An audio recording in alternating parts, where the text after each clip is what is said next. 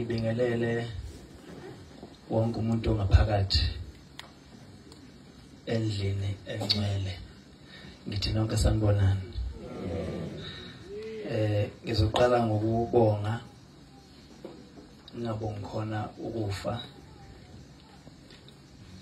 Sikhulele kuthiwa kubonga, alukhiphi nje igama lithi uyabonga uma ukhona isifo.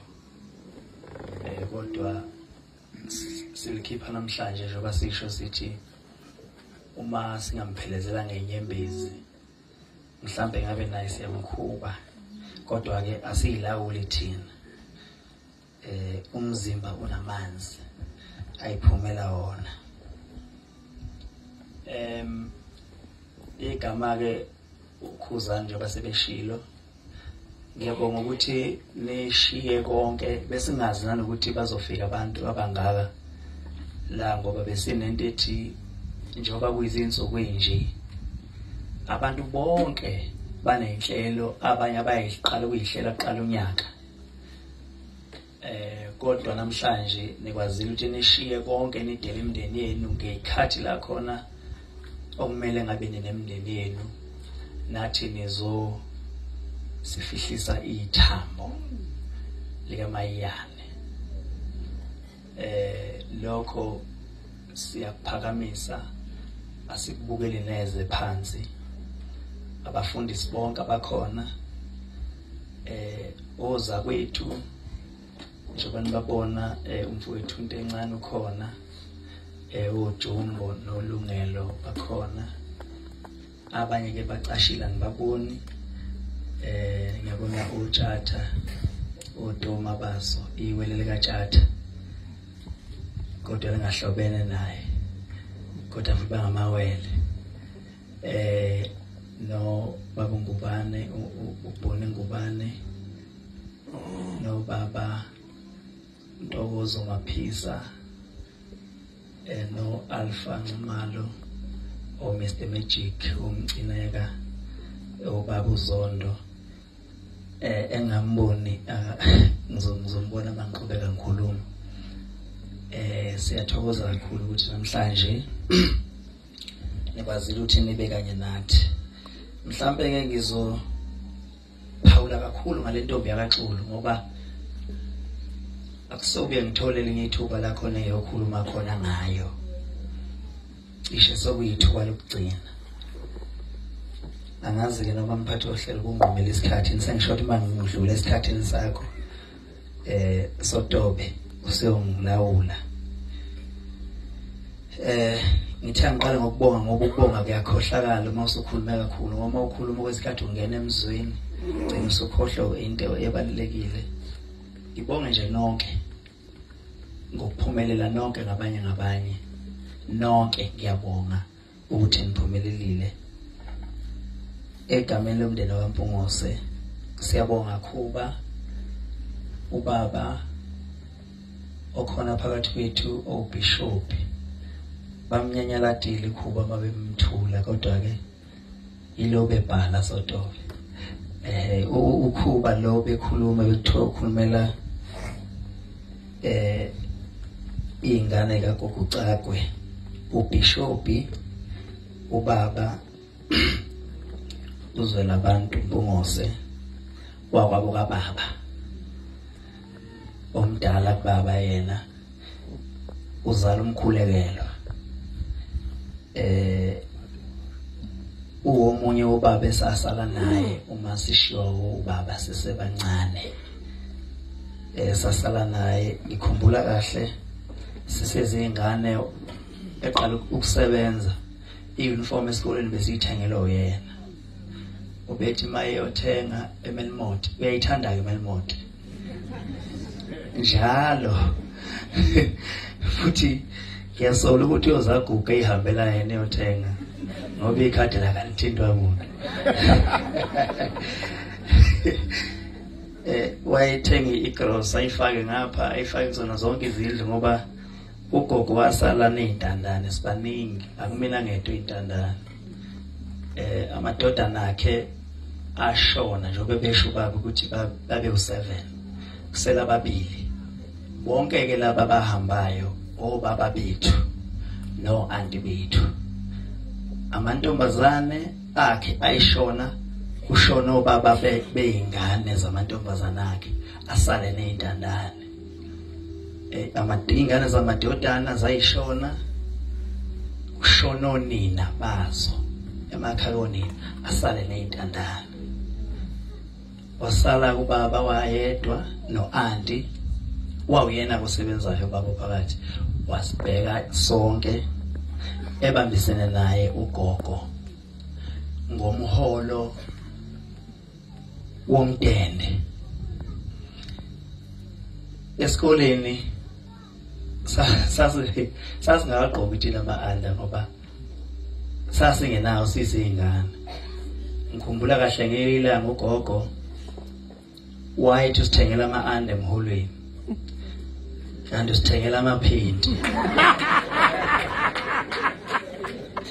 Wayethi mayesinika sajabula umfowethu engimlamayo waphuma washona ngapha kwesibaya ngashona ngapha kwasasiqala into yokuthiwa yi-under. Washo uyiphani wangaze bukhona la wathi hawweni jabulela amaphindi ngoba wayeyintombazane. Hayi wathi ucela ukwathatha washiyoza washintsha emholweni ngomholo ozayo sanqaba akekho phela izosiphenya khona nje angagqoka iphindi ngemzamo bekagogo ngeke ifele nami phansi ngoba ngangihlakaniphileke esikoleni kakhulu bayazi ngangifunda nabo. Sasifisa nathi ukuyofunda ezikoleni esasizothiwa kuyaphaswa kuzona kodwa asiyanga sabamba la eduzane ngoba isona sikole sasiseduze wayengeke be namandla ugogo ukusiqashela. Kwathi noma umuntu ephasa kanconywana ayangababikho inqubekela phambili ngoba kwangakho nje imali yokugibela uyenkandla ngoba imali yayiphelela emholweni kusokolwa. Inkunku thina sasidla kanye ngenyanga.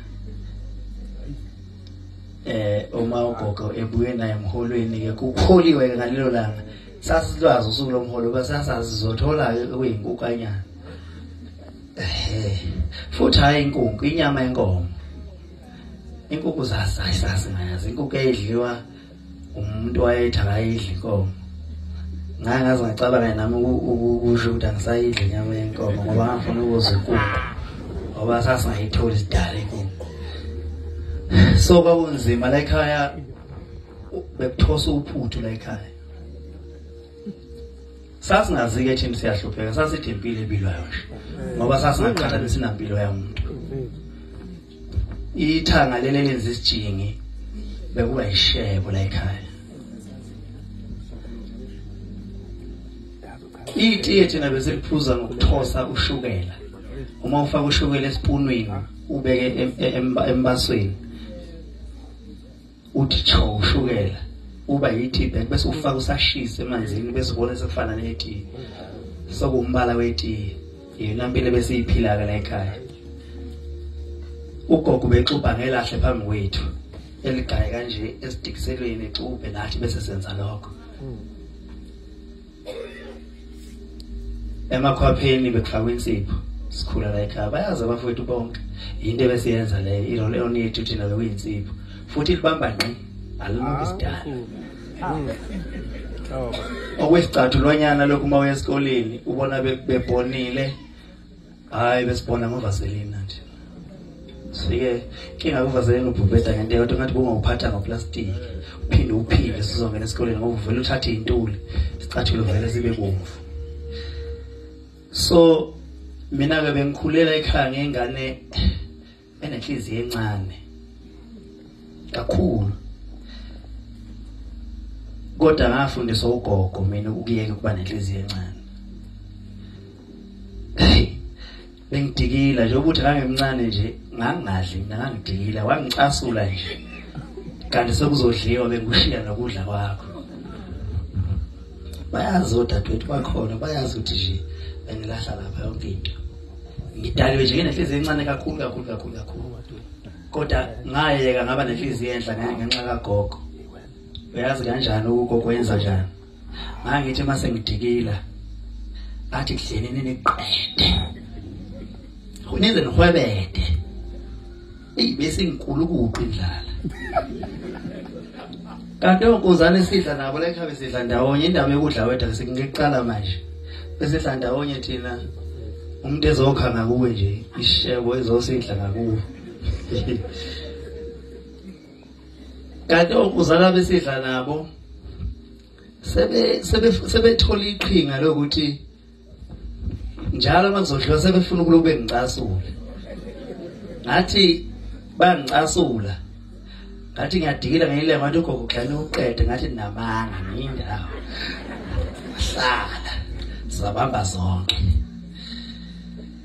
So intombi yakaXulu ke saphila ke nayo sakhula nayo ukugeza siyesikoleni eMvayiza kusukela ngo95 sasekufundiswa ugogo wayesigezela phandle kwisikhathi ekugeza ikhanda ngamanzi abandayo ethi kufuneka sihlakaniphe ikhanda amakhanda ubona idome engakanje amakhanda nageza ngamanzi ashisayo ukuthi uyageza unakile uzwe ngeminwe beneminwe emidanyana esexoxa la ethi geza la bekuhlunga kanje ekutshela ukuthi kumele ugeze kanjani. Kwahamba ke ngaze ngaqeda esikoleni. Ngikhumbula kahle ngathi ngifunda u10 khona la esikoleni safikelwa ukusha okwafika yonke le ndawo yaseMandaba kwabhujwa bashaya yonke imizi kwangasala zindlu lapho sasidonathelwa othisha esikoleni impahla zokugqoka ugqoka ijezi ngathi shomkhulu nje ngiyakwazi thema ngiqeda esikoleni yangababika iplan ukuthi ngizokwenza njani ngoba isimo sasekhaya sinzima. Angaze ngijole mina ngifunda isikole. Wayethi ugogo awukwazi ukulanda utwayi nawe utwayi. Ngiyalanda nje utwayi nawe utwayi. Ngivele ngicabanga nje lamazwi kagogo. Noma ngithi sengiyabona vele nje kube khona amazwi kagogo awukwazi ukulanda utwayi nawe utwayi. Asa ngithi akusho ukuthi sengimuntu uzojole sesebenza makusho. So ngaqeda ke esikoleni engekho into umuntu ayizoyenza kwamele ukuthi uma uqeda isikole uhlale ekhaya ngoba ayikho iplan umuntu ayizoyenza. Ngahamba ke ngixhumana nabantu ngaze ngathola itoha la enkandla. Khumbula kahle ngangihola 900 ngenyanga kodwa ngangigibela khona la ngisuka la ngiye enkandla.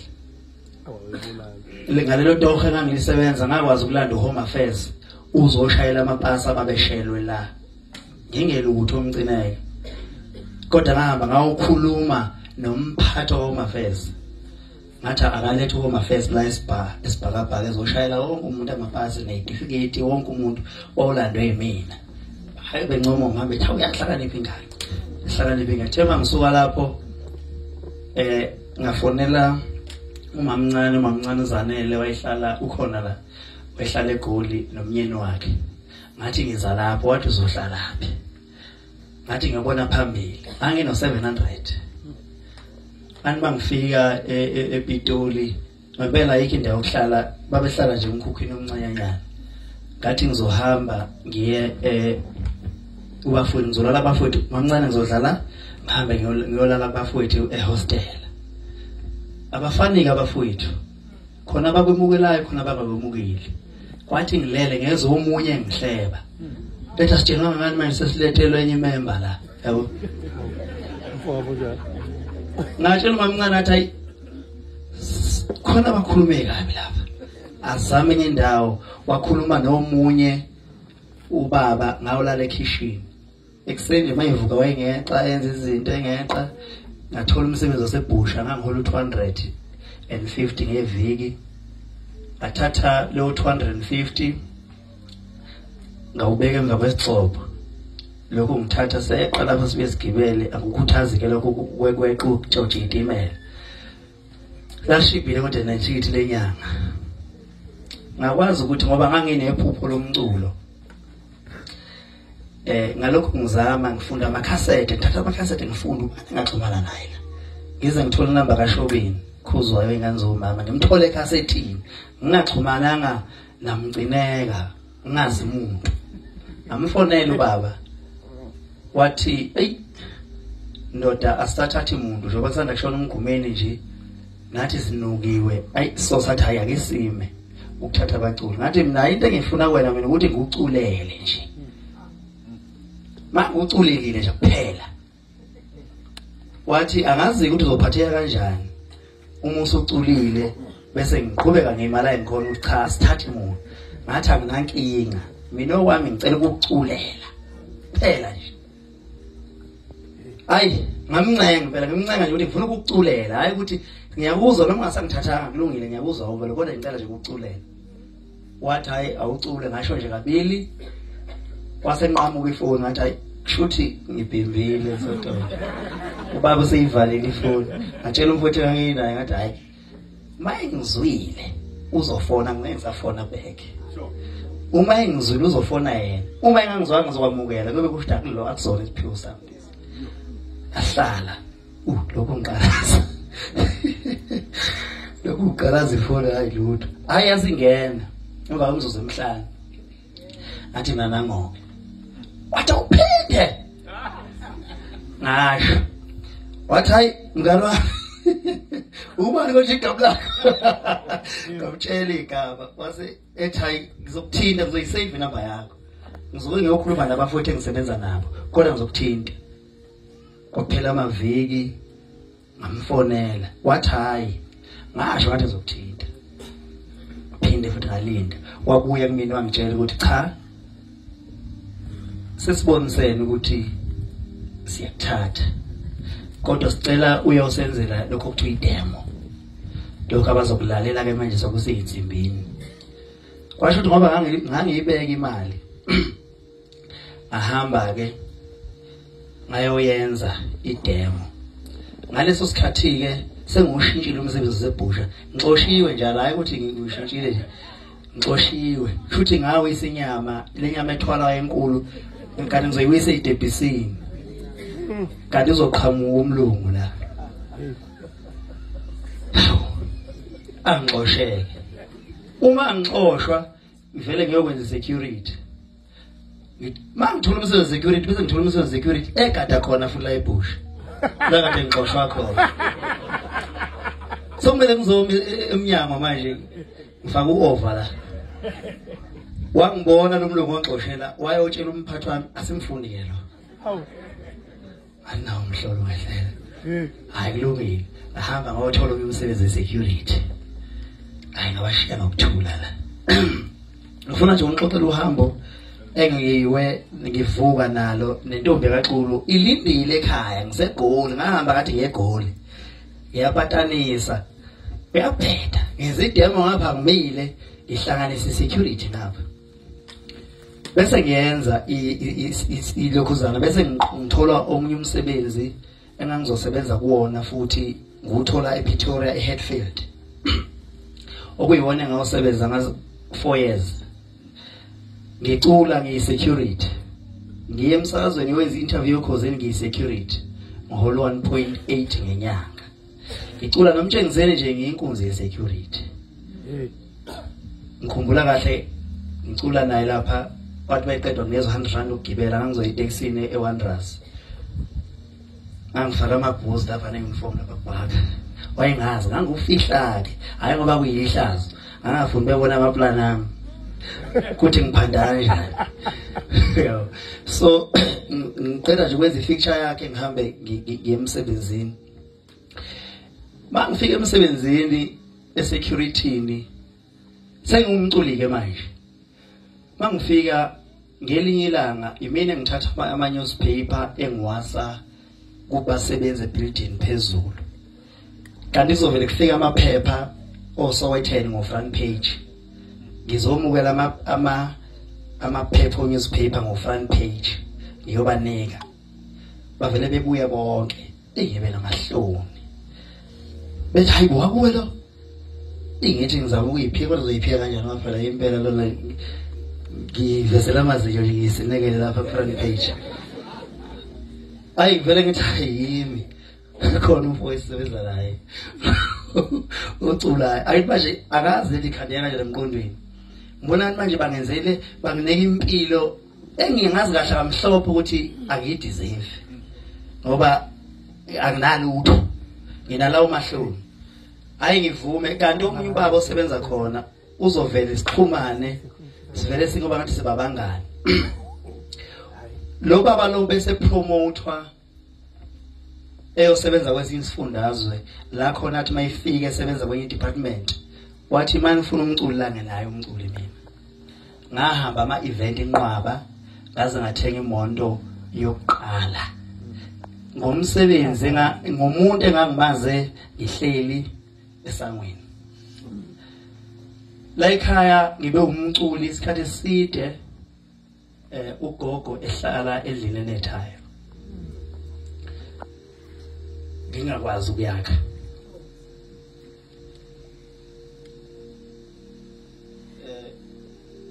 bengafike ekhaya isikhathi esiningi ngoba bengazi ngizolala laphi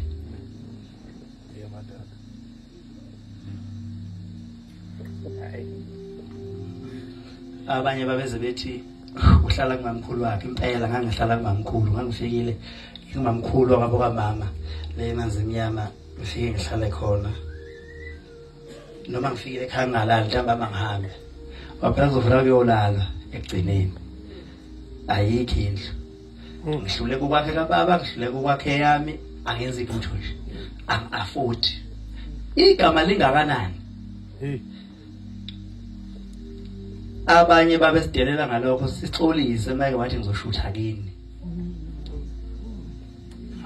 ngikhumbula ngelinye ilanga ngifike ungizwe ezoshutha into ya TV ngathi asime ngale entabeni ngaseGqumeni ngoba ngangafuna ukubona ekhaya ngithi ngeke ngikwazi ukuthi kuvele ekhaya lakithi ngeke esimeni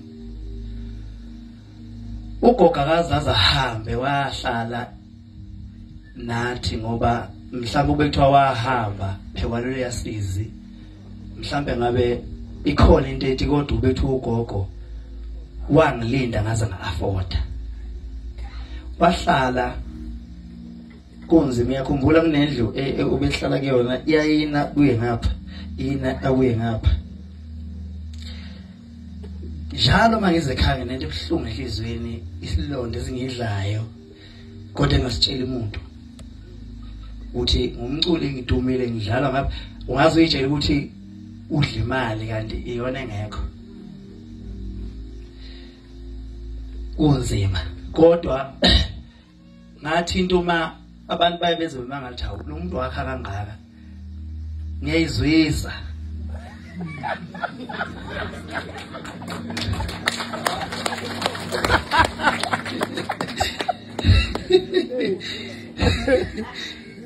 ngiyayizwisa ngiyayazi le nto ukuthi iyabanzima kangakanani okuwesi umuntu wayehlekwa ngabe ngcono ukuthi angangahlekwa ngoba ngangagwinya mawungene kuFacebook uthi uyafunda ama comment kunomuntu ozovele owazi kini vele ubona ukuthi lo muntu support abanye abantu ene ngabe lo muntu uyazi ekhaya noma uhlala la emakhaya ufuna ukuthi uyihleke izinto engekho ukuze umuntu ngempela engayizi le yabo so ke into yokuqala ngathi mangithola amasentshana ngangwabeka hayi ngaqala ngendlu kagogo ahambele kuyona saphila ke sesila ekhaya ubethi noma befikile bezombona ebemthanda ugogo bakithi njengoba bona behlela lapha nje abazili uzozenzisa bebemthanda kabi ugogo ucakwe sizobona ucakwe befika la bezobona ucakwe ngisho ezinye izalukwazi nawo mama bezobona ucakwe bethi zokubongela yini lo hleli kuye athi ugogo hawu mina phela sengahlala esitolo awufoma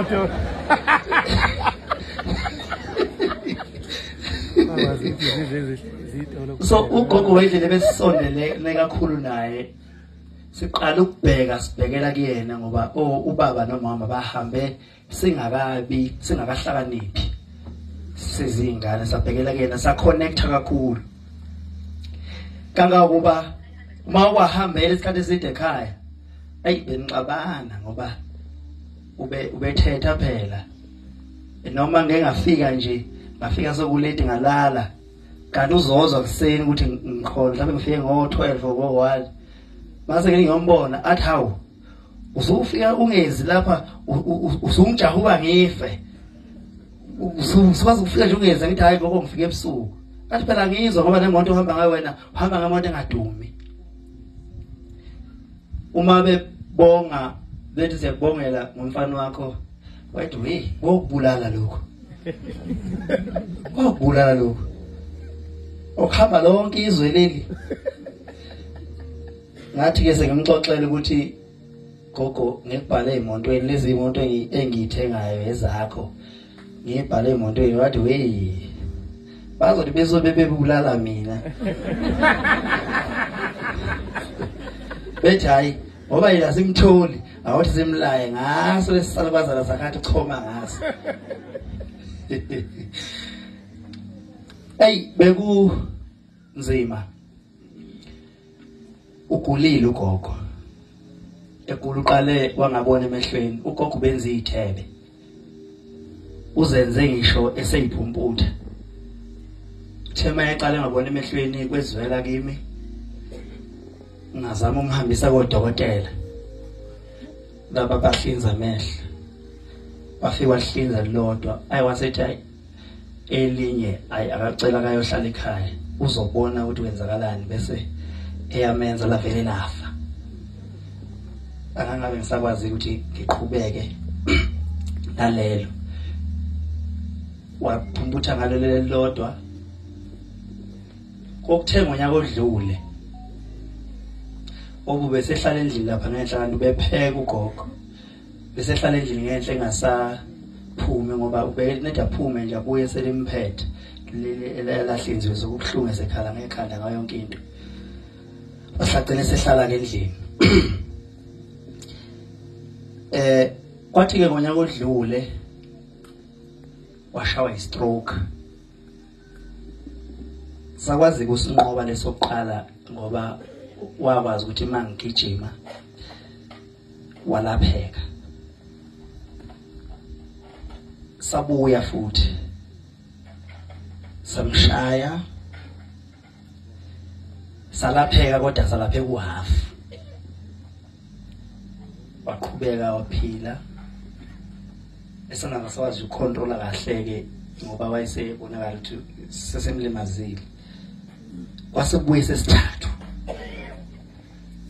esesithathu esithema sibuya ke kwazanywa konke la ekhaya kusungathi kusesibhedlela ngoba bekushintsha nodokotela la ekhaya ngoba besingasawazi umhambisa ubeze umuntu ozemdala bevele ngifona udokotela omathi ubiza malini nithi hambe ekhaya angazi odokotela ompangeni abasuka ko private jikela ama invoice nje phela bejikela ama invoice nithi hayi mangenzela ugogo kulungile bamzama isikhathi bese kunesikhathi eside ke ephila lokho ngisho ngenalutho imoto nje sakwazi ukumthatha bese ngithatha nje into efanele othatha ugogo eyojova athole nje nezinto engabo drip engabe yini nokutheke kulonyaka eshawa istroke sesithathu ngazama ngakho konke ukuthi ngihlenge impilo elwa ngoba ukokubelwa futhi ngaze ngasho ngathi umuntu engathi ngamfuza ngoba strong obe strong bengazidlike kusukela ngimazi ngisengane wayengazidli izinto onyama yenkunku ukudla okuthosiwe zonke lezo zinto bengazidli ubengana BP enganalutho ubethanda futhi ukunikana ukudla kwakhe kanti kubi bekubi kakhulu so ngazama ke ngithe mase ngibona ukuthi hayi sange sengehluleka ngaqhubeka isibindi ngamthatha kuwo uDecember lo ngamusa esibhedlela nakhona ufike wahlala 2 weeks bamfaka amanzi bamfaka ama-3 bamfaka zonke izinto basho futhi odokotela ukuthi hayi ugogo usekhulile njengoba ugogo engasadle ngoba imhlathi bengasavuleki angeke besakwazi ukumbhoboza bemfaka ipayipi azodla ngalo ngoba usemdala futhi maye lokho ehlele esibhedlela akukho ongaka azogcina esizakala ngakho ngambuyisa ngolwesine ngamletha ekhaya nami ke ngigijima busy ngiyagijima ngihambe ngiperforma lonke izwe leli kuthi kona wonke ama date engangibhukwe kona umhla ka-23 angabhukhiwe kona ithuba engathola ukuza ngale ekhaya lelo mangifika ekhaya kanti uzohambela phambi kwami kuthi nje ngabo 10 ntambama kungena udadewethu ongilamaya athi u-anti uthi angicele ezansi ngithi nawo gogo akasekho kushuthi bese ngimbuza nje ukuthi ukwenze njani hayi gogo ngathi ubambekile mangifika futhi ngiyamemeza ngoba mangifika ngesonto ngoba bengasakhulumi kahle ngithi mina uyangizwa kanti ngesathi ngifikile wayengaphenduli uthi uyangizwa wathi ngiyezwa ngithi bayithu ukhuzana uma usufika kuyena vele ubusukhuluma bese ezwa ukuthi ubani bese kuphendula ube ngasaboni bengitsheleke mangifika ngimfica uyaphila ngithi ngiyamemeza hayi akasabeli ngiyambona nje ukuthi ulwa nempilo yakhe hayi afele ngakhala kanti vele uyahamba phambi kwami ngembuka enye into engihlupha kakhulu ukuthi mhla ugogo ehamba ngiyozwa kanjani ngiyobe ngikuphi kanjani ngiyamukela kanjani lonto kodwa uNkulunkulu wenza icebo lokuthi ngosuku ngizosebenza ngalo uzobusa ekhaya ugogo wakho uzohamba phambi kwakho umbuka kwami okokuqala ngikaze ngibona umuntu ehamba phambi kwami kodwa ugogo ngambonile okuyiyona into engiduduzile yangibopha inyembezi ukuthi uhambe phambi kwami ngoba mhlawumbe ngaba nga-understand ngoba iqiniso lithi ubesekhulile kodwa kumina ubengakhulile ngoba bekuyimanga ngiqala ngithi ngiyamjabulisa bengisafisa ukuthi ngabe usahamba ibanga elide lempilo kodwa kwahlulekeka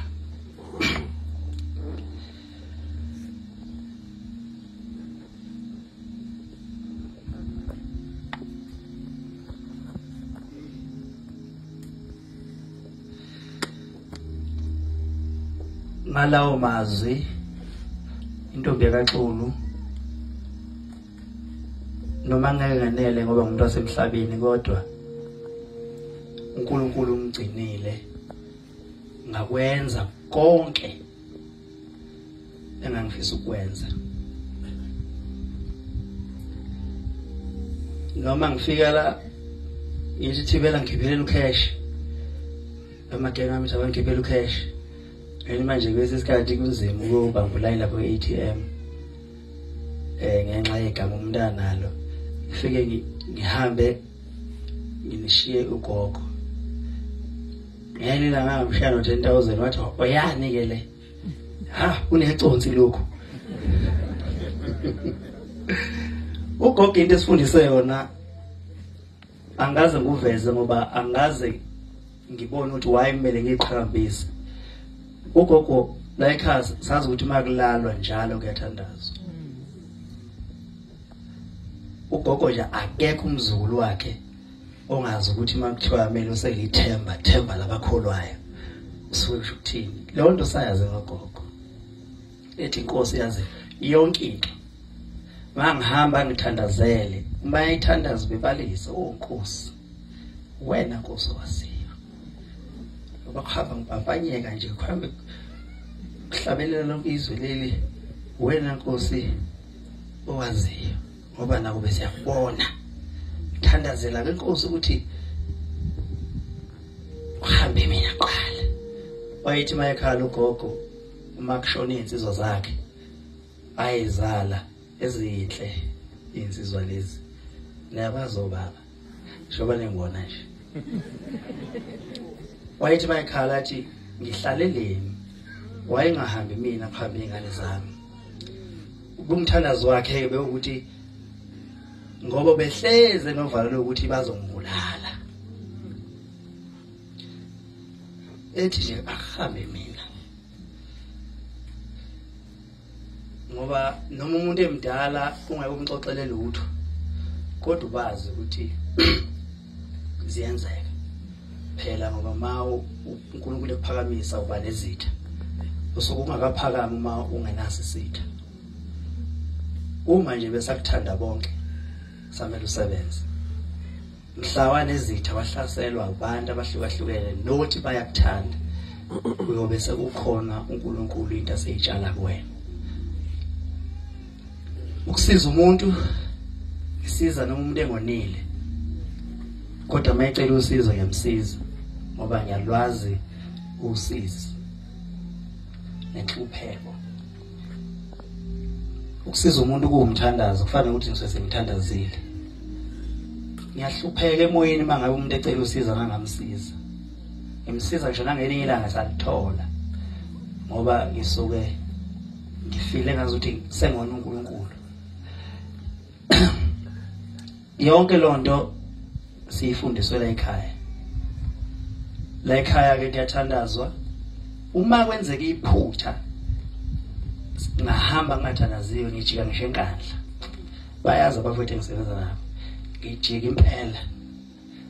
Ngithandaza la ekhaya ngihambe ngiyothandaza ekhaya komame njalo. Bakhona basekhaya mabayazi. Mangekho umuntu ngiyavula ngene ngithandaze ngedwa.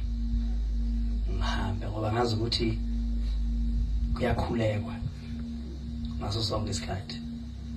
Noma ngabe kuthiwa wenze njani kuyathandazwa. Ayikho into okumele uyithole engakufanele ukuthi uyithole. Kuyicala lokho. Awuhlukene nje umuntu obamba inkunzi. Yonke into okumele uyithole kufanele kube into eyisabelo sakho. Ingakho ngeke ngithi inkosi ngiphe okufanele mina. Lokho okubona kufanele mina. Ongekhona kwami unganginiki. Ngoba akukhona kwami. Angikwazi ukuphila emangeni. Njengoba nibona ke ikhaya lakhiwe ingenxa yomkhuleko walesisalukwazi. Ngabe kunomculo omusha bengifika la gogo bamala isithi sikhuleke njalo ngaso sonke isikhathi. Abafowethu bonke abake bafika la ekhaya bayazi ukuthi into yokuqala ibiyenzeka uma ufika la ekhaya siqala kugogo. Ufike ngwethula kugogo bese siyayiqhubekela sesiyiphuzela ko drink. Beyiphuzela abaphuzayo kodwa sesiqale kugogo. Noma ngabe bengasaboni bengimtshela ukuthi lona kubani lona kubani lona kubani lona kubani. Namhlanje ke bazofika abantu abazofika akusekho ukuthi kuzothini. Ngiyabonga kakhulu kubafowethu bonke ngibonge kobaba bonke ngibonge komama ebebemgeza usuku nosuku. Abalobokwazi bakwakhe ebemlekelela. Aze ngasho ngathi awukanti kubalekile ukugana. Noma ke khona umuntu ozoyitshela ukuthi ugogo mhlawumbe uhambe ekhaya ukuthi asiganiwe. Uyazi ugogo ukuthi amtshela ukuthi hayi gogo kukanje kanje. Amchazela ambeke esithombeni. Waneliseka. Hayi uyazi gogo. Uma ungayingeni. So ngifisa ukusho ukuthi intombi kaXoli namhlanje ilale ukuphumula uyidlalile indima. Sahanje labazali kwasala gogo nomkhulu. Umkhulu uhambe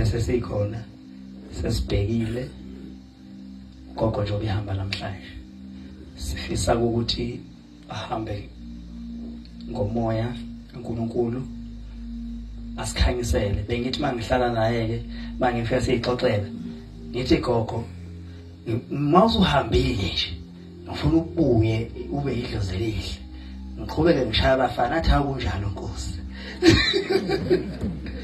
Athi phela hawu ngiyohamba kanti mina ngiyohamba ngisho nebaba ngifuna ngihambe ngibuye ngibheke futhi khona ekhaya.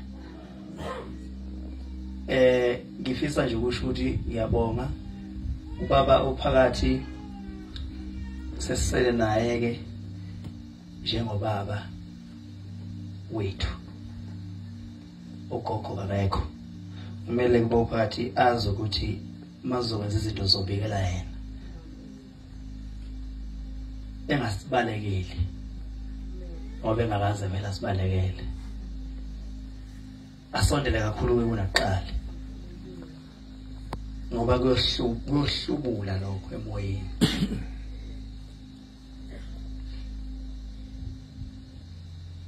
Ngiyabonga kakhulu. Ngifisa ukuthatha leli thuba ke ngibuyisele kuwena mphathi ohlelo. Hey, ngizule ndulinda. Khona nabalandeli. Weli yangisiya umlandeli kakhuzaneni. Bakusela lokho namhlanje. Ngisiya umlandeli. Futhi ngoba ngimela angizokhuluma la bona abalandeli. Sikoni induni. Angizokhuluma bona abalandeli mina lapha. Ngizokhuluma la umngani. Nicacisele kunamhlanje. Makhuluma ngomngani kaMgodi. Khuzani Mpungose. Mawerewe. Ngathi futhi ngizonicacisela ukuthi ngikusho ngani lokho. Uthi umngani sibeke kwi-all white wasese 3 years siya khona mina noKhuzani saxoxa ngawo le ntombelele la uCagweni engitshela ukuthi uCagweni akaphilile kahle nami ngimtshela uKhuzani umkoko amasi akaphilile kahle yasinjalo ngathi uyogcwalisa imabhida ngaba nebhadi wathi uthi uyigcwalisa wahamba umkhulu wami washo ukuthi babone ekhaya ukuthi hayi ni connected noKhuzani.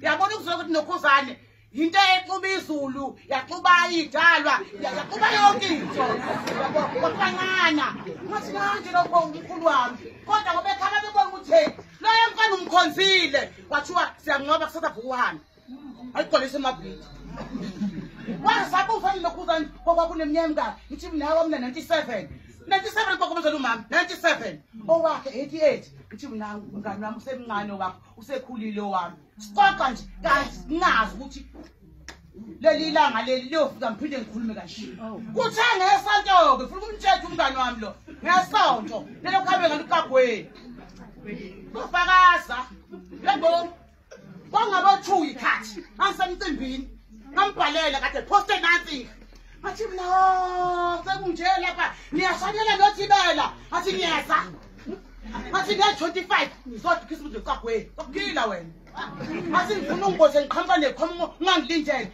ngiseCagweni ngizothi Christmas engasho manginama